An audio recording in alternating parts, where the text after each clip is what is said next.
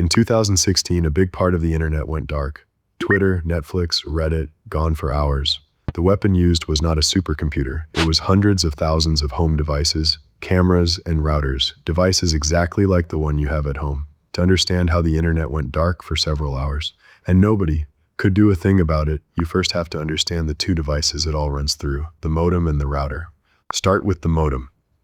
The name is short for modulator-demodulator, and that is literally its job. Your internet provider does not deliver data as clean digital bits. It sends it as a signal tuned to the physical line. Radio frequencies over a coax cable, pulses of light over fiber, tones over an old phone line. Your laptop cannot read any of that directly. The modem converts between that line signal and the Ethernet your devices actually speak. In both directions, one device, one job. Turn your ISP's line into a usable link. By itself, a modem gives you a single connection to the internet and nothing else. But one connection is not enough, because you have got a dozen devices that all want to be online at once. That is the router.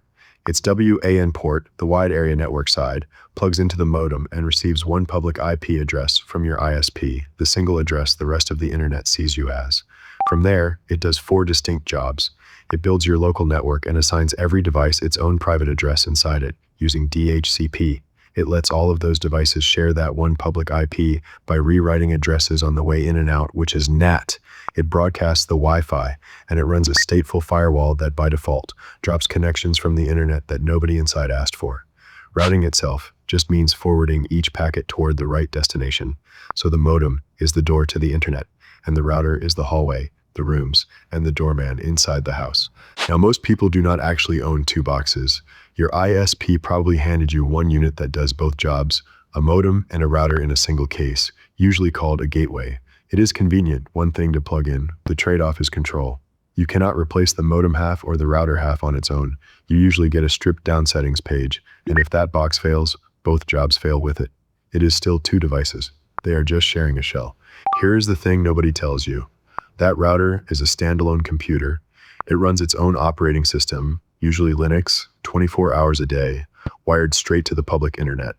But unlike your laptop, you never log into it, never patch it, and never think about it. Most people have not opened its settings since the day it was plugged in. A powerful, exposed computer that everyone ignores. Attackers do not ignore it. They do not break in. They log in. Back in 2016, the malware called Mirai swept the internet for routers with Telnet open on port 23, then tried about 60 default logins, like admin/admin or root/1234. For most routers, just one works, and when the password does not, newer variants walk in through a known, unpatched vulnerability instead. No alarm, no broken lock, just a login, and the router now belongs to the botnet. A botnet is a network of hijacked machines, all taking orders from one operator. Here's the unsettling part. Nothing on your end looks wrong. Your Wi-Fi still works. Your router still routes. It is just moonlighting. Then the operator can send a single command, and every device in the botnet floods one target at the same instant. That is a DDoS, a distributed denial of service attack.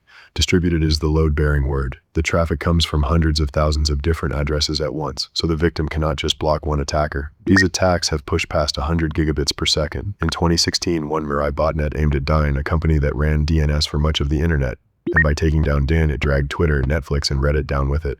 Mirai's source code leaked that same year publicly, which is why new variants are still hijacking routers today, in 2026. The good news is that there are defensive measures you can take to protect yourself. 1.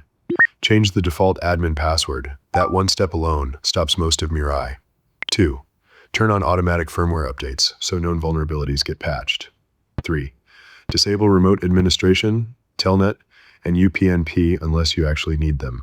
And if your router is old enough that the manufacturer has stopped shipping updates, retire it, because it will not get safer. So, go change your default password, then go touch some grass, and I will see you in the next one.